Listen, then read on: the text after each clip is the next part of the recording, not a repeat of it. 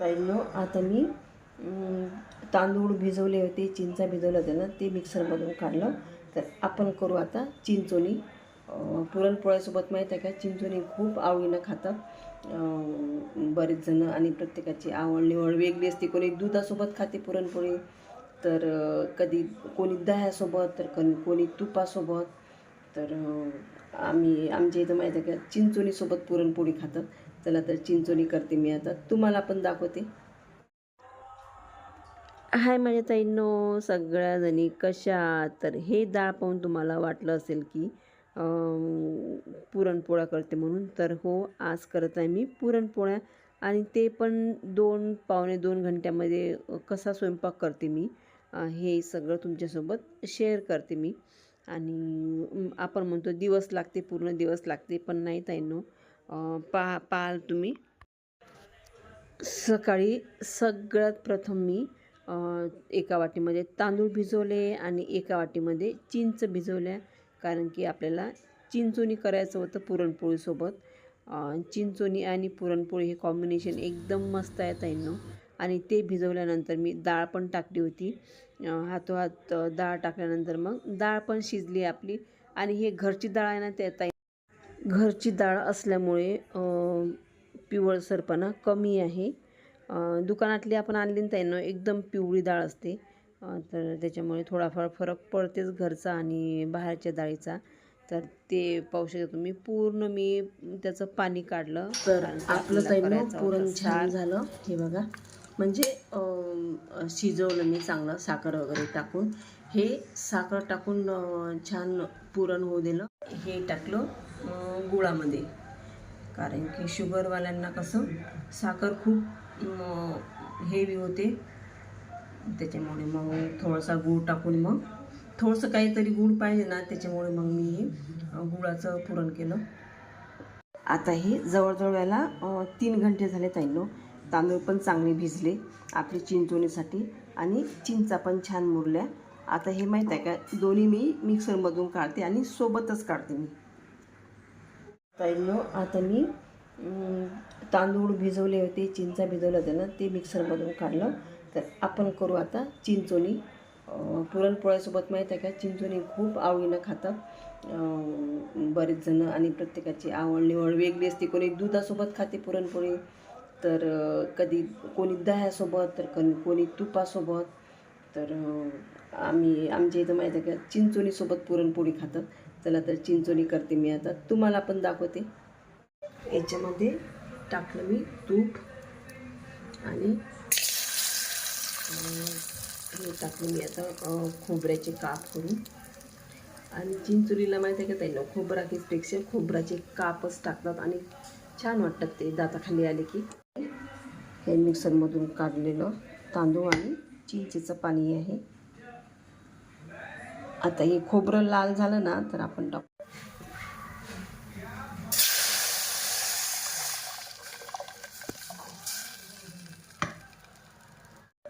आणि आपल्याला जेवढी साखर पाहिजे ना ताईंनो, तेवढी साखर टाकायची. आणि शक्यतोवर साखर जास्तच पाहिजे, कारण की चिंच आंबट असतात ना, त्याच्यामुळे.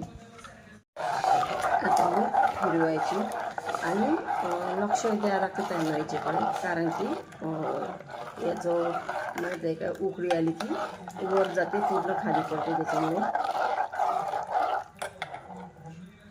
आता हिरव्या मिरच्या, लसूण हे घेते मी कढीसाठी. कढी पण करून घेते. पाहू शकता ताईंनो, माझी कढी पण झाली छान. हे बरं. आता करत आहे मी चिंचोळी. पाहू शकता तुम्ही, अशी असते ताईंनो चिंचोळी पुरणपोळीसोबत खायला. कटाची आमटी करायला, म्हणजे आम्ही सार म्हणतो याला. पुरणाचं जे पाणी असते ना, तर त्याची भाजी करते, त्याला आम्ही सार म्हणतो. ती सार पण करते छान. त्यासाठी हे पण पाणी काढलेलं आहे मी डाळीचं. आणि सारची ग्रेव्ही पाहू शकता त्याने.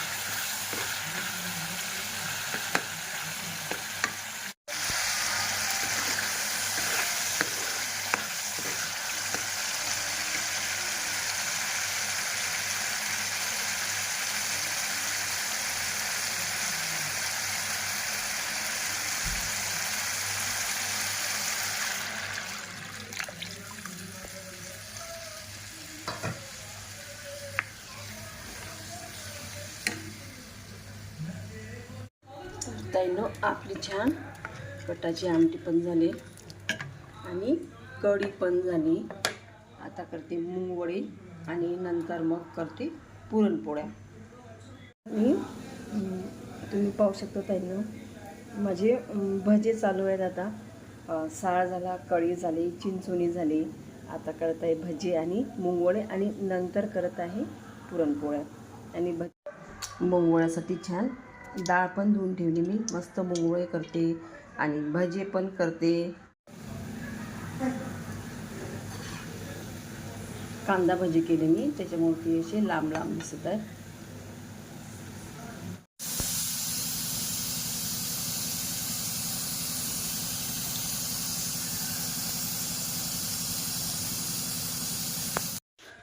आणि याच्यामध्ये ताईंनो भात कमी आहे, भात नाही वाढला मी. आणि हे जेवण माहीत आहे का माझं झालं म्हणजे जवळजवळ 10:30ला. मी माहीत आहे का 9:45ला वगैरे स्वयंपाकाला लागली होती आणि मला जवळजवळ 1.25 तास लागले ताईंनो. कारण की सकाळी जेवण पाहिजे आमच्या इकडे, त्याच्यामुळे कसं सकाळी स्वयंपाक करते मी. तर पहिल्यांदा ताईंनो मी एक पुरणपोळी टाकली आणि यांना जेवण दिलं न चुकता 10:30ला. तर 10:30ला जेवण दिल्यानंतर मग मी बाकीच्या पोळ्या ज्या आहेत ना ते 11:15पर्यंत माझ्या पोळ्या झाल्या. म्हणजे एकूण मला स्वयंपाकाला वेळ लागला ताईंनो. मी 9 वाजता लागले ना तर 1.25 घंटे लागले मला स्वयंपाकाला. आणि आपण म्हणतो पुरण म्हटलं की पूर्ण दिवस जाते ताईंनो, पण बरोबर केलं ना आपण, म्हणजे नियोजन जर केलं ना आपण स्वयंपाकाचं तर काहीच वेळ लागत नाही. स्वयंपाक काय कोणत्याच कामाला वेळ लागत नाही ताईंनो, फक्त नियोजन आवश्यक आहे आपल्याला. इतके दूर असते का? आणि माझे पाय कुठे डोकं कुठे.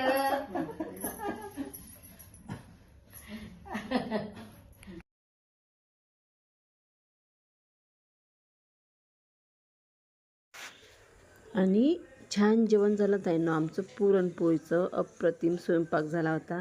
सार, चिंचोणी वगैरे सगळं चांगलं झालं होतं. आणि आज होता आमच्या आईंचा म्हणजे माझ्या सासूबाईंचा वाढदिवस.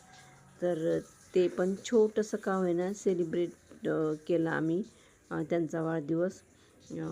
छान मस्त केक आणला होता आणि त्यांचं औक्षण वगैरे करून मग केक कट पण केला आम्ही. आणि माहीत आहे का ताईंनो, आईबाबाचा म्हणा की सासू सासऱ्यांचा म्हणा, तर यांचा जर वाढदिवस केला ना तर तेवढे काही जे क्षण असतात ना ते त्यांचे आनंदाचे जातात, चांगले जातात. नाहीतर माहीत आहे का वयस्कर म्हटल्यानंतर मग विचार येतात मनात. त्याच्यामुळे मग असं काही असलं ना आपल्या घरी तर मग त्यांचा तेवढा वेळ चांगला जाते. त्याच्यामुळे माहीत आहे का सगळे कामं सोडून माहीत आहे का त्यांचे वाढदिवस पण साजरे करायचे आपण. आणि केक कट करताना त्यांच्या चेहऱ्यावरचं जे हसू आहे, जो आनंद आहे, आपण पाहू शकता ताईंनो किती खुश होते त्या.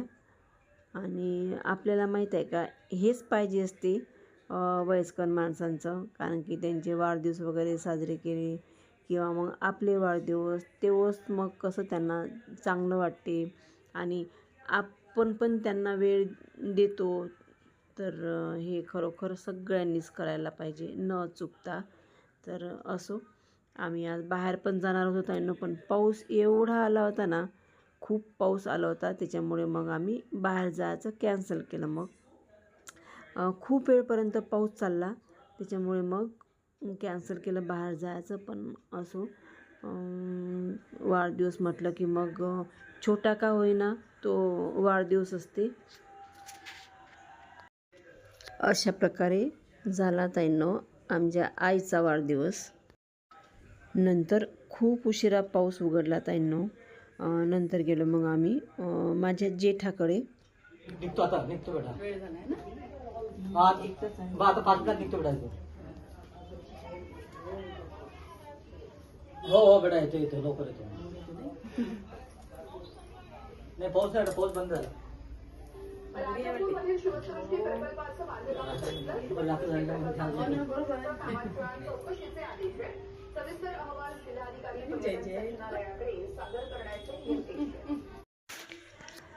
अशा प्रकारे ताईंनो आईंचा पण वाढदिवस झाला आणि नंतर गेलो आम्ही दादांकडे.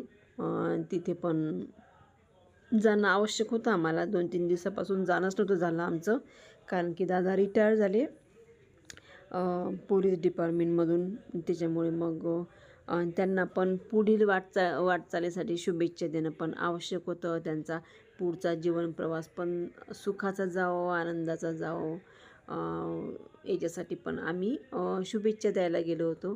तर अशा प्रकारे आपलं बड्डे पण झाला आईंचा आणि ताईंकडे पण जाणं झालं ताईंनो. तर माझा व्हिडिओ कसा वाटला तुम्हाला?